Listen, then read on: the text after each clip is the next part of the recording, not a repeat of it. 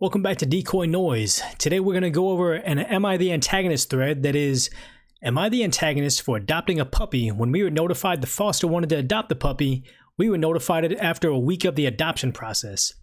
So if you're new to the channel, please consider subscribing down below and also leaving in the comment section which subscriber number you are, because it does help me track the growth of my channel. But I mean, let's just skip all that talk and go right to the thread, because this is actually very interesting about the whole adoption process of a dog that I didn't even know anything about. So OP writes, my fiance, her son, 9, and I moved into a new house and finally have no restrictions on owning a dog.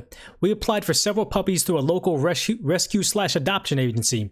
After sending 8 or 10 applications for various puppies and being put on wait lists, we finally got the call that we were set for an interview. Wow, I was unaware that you had to go through all this for a dog. We had initially been second in line, but something from the first interview didn't work out, so we moved up to the first in line that day after our application. We did an interview the next day and everything went well, and the adoption coordinator said they would notify the foster home. The puppy had a final medical check for a small hip injury on the following Tuesday. On Monday, we got an email from the foster family to start the process of setting up a meet and greet. Tuesday afternoon, we got a call from the agency that the medical went well and the puppy is healthy, but also told us that the foster was apparently interested in adopting the dog.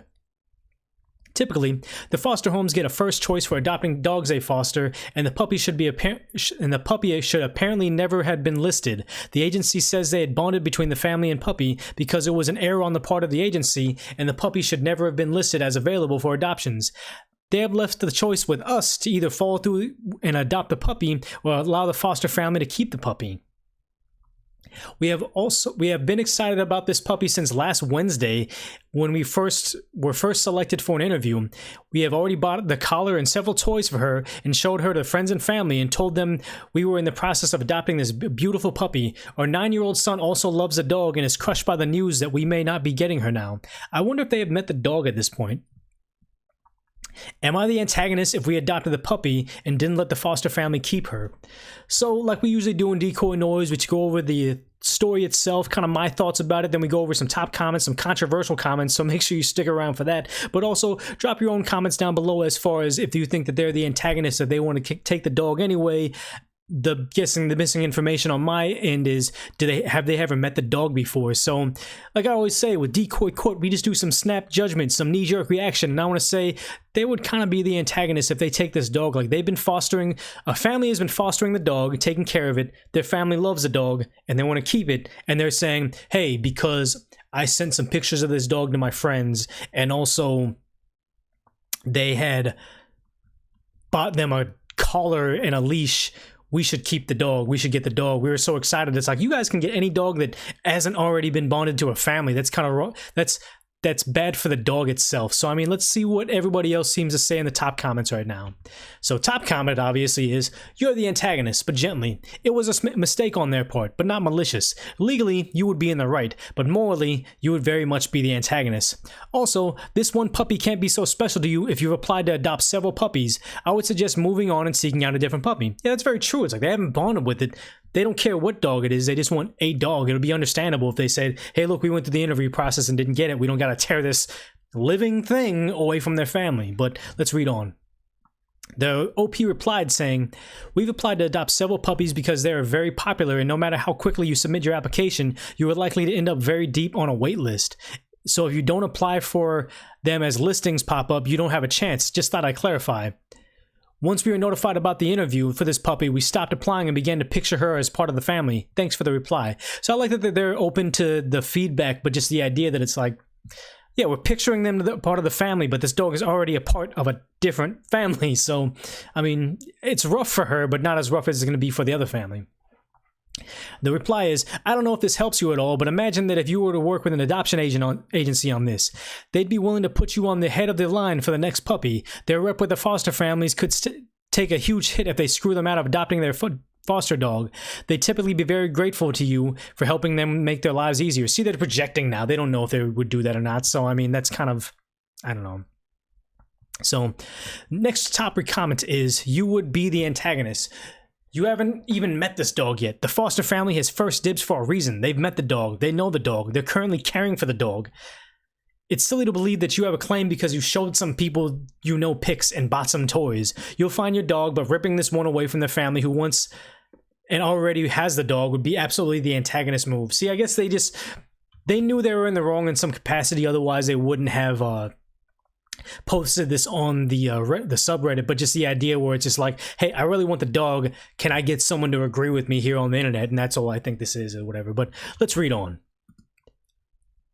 Next post is, you're the antagonist, not only to that family, but to the dog. She's already bonded with them. Leave her be. You'll find the right dog. This isn't her.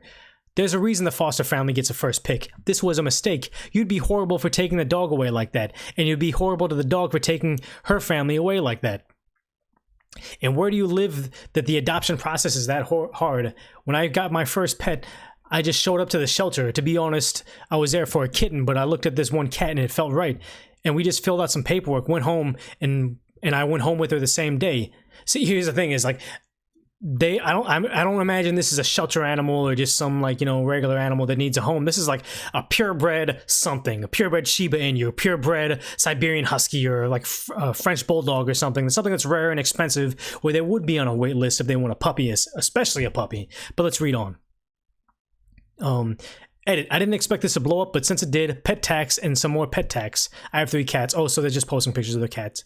So the reply is, cats are easier to adopt out. They especially do an app, call a reference, and that's that. My experience anyway. I haven't adopted a dog, but the applications tend to say a home checker is required with a dog. And that's one thing that I don't, I guess I have no idea what it is, but the whole home check thing, whatever, it's like, if you price the dog at a high enough level, it's gonna be a good family. Like if you say, hey, this Shiba Inu is $1,000 with its shots, nobody that can't take care of the dog for $1,000 is there. If you're giving cats away, because I know I have a kitten already, or no, he's not a kitten anymore, but it's hard to get rid of kittens. It's easy. It'd be easy to get rid of purebred like show dogs or designer dogs or whatever, but like kittens, yeah, go check out their house, because you need to see if they can like actually take care of this animal and give it a good life, or are they just gonna put out a dish of food and water and let it roam in the streets outside. You know what I mean? I get that, but for an expensive dog, like having I don't know, is it called a wellness check? I don't know what it's called, but going to their home, that's crazy to me. But then again, maybe I just don't know enough about the situation. The next reply is, in the places that I got my cats, they didn't even call the reference. I spent half an hour petting cats and just took it home after showing the people my lease saying the cats were allowed. And that's the thing, it's like, you know what, they got the money. I just know over at like the Petco's, they have all the places that they say, we're a foster shelter, you're not paying us for the cat, you're paying for the shots, the food, and the care for the other kittens that need help or whatever. So I understand that. Like, I'll give them $200 just because they're taking care of cats. That's a good thing. But let's press on. Next post. You're the antagonist. You sound so incredibly shallow and selfish. Ooh, we showed pictures of her to our friends. It's not a toy. It's not a status symbol. It's a living creature that has forged a bond with the foster family. Teach your son patience and doing what's right for others, not instant gratification. And you know what? There's the mic drop situation right there, which is teach your son. I think it's one of the things. It's like, oh yeah, we don't want to disappoint our son. He's already bonded to the dog, but it's like, teach them patience and holding out on instant gratification. Like, yeah, don't pry this animal away from the family they've already bonded with. But you know what? Let's go to the controversial comments, because honestly, maybe we're going to see some other people just arguing with each other, just like more fun things. But like I said before, don't forget to put your comment down below as well.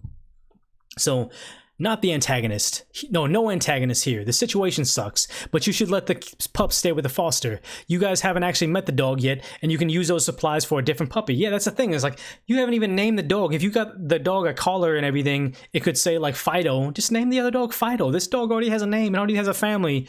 There's no antagonist here in the sense that, yeah, it sucks because you were promised a dog and now you can't get it. That could be a little bit heartbreaking, but honestly, you'll get the right dog. It seems like you have the means to get it. Just wait it out a little bit longer. This one is already spoken for.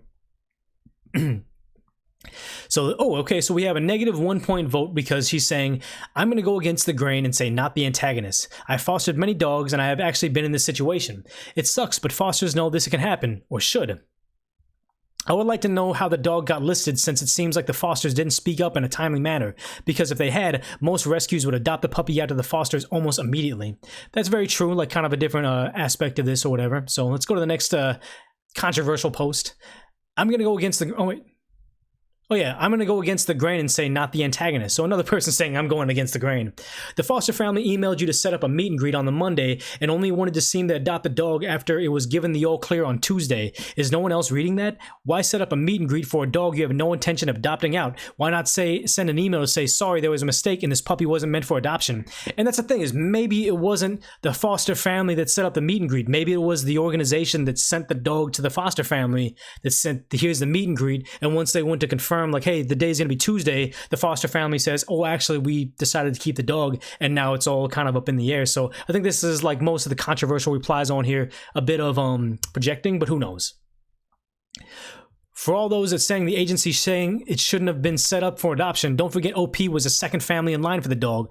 So why was this not cleared up with the first family after their interview? It's very easy for a foster to state that they never intended to put the dog up for adoption once they want it, and for them to suddenly want it now, it's been cleared of health issues, makes it seem, to me at the least, they had no interest in keeping the dog had it still had health issues, but only wanted it when it was given the all clear. Okay, yeah, full stop, you know what I mean? Like, I'll never be the person that's afraid to admit they're wrong. You're right here. He is 100% right. I forgot about the health issues. They didn't say the health issues are cleared until Tuesday. So once it said maybe they have several animals, the first dog, their favorite dog, was like, oh, actually it has hip dysplasia or whatever comes on that breed or whatever. That one might not be the best one. That's not the pick of the litter anymore. I want the second dog. Now the dog that was already spoken for that other family, now that it's healthier, we want this dog instead, so cancel that. So it might be a bit of a jerk move to say, like, you know, we're swooping in and taking the dog that you want, but honestly, it's not. That's why they're the foster family. That's why they're the ones that actually get the pick of the litter, because they're actually putting out the work. Is it a jerk move? Probably. So, you know what? I'm going to go ahead and take my decoy court card back and say, everyone sucks here. Foster agency, the foster family, and the original poster for considering taking this dog away. Everybody kind of sucks. If the dog really truly likes being in that home, keep it there, but it does suck. Everything is terrible. So, I mean, if you made it this far in the video and you like the content, please consider subscribing down below, checking out that video over there, but also dropping which subscriber number you are. If you were like, you know, I think I'm at 629 right now. Let me know which one you are in relation to what I have right now, so I can kind of track my growth. It really helps me out. But I mean, as always, thanks for dropping by, and hope to see you at the next episode.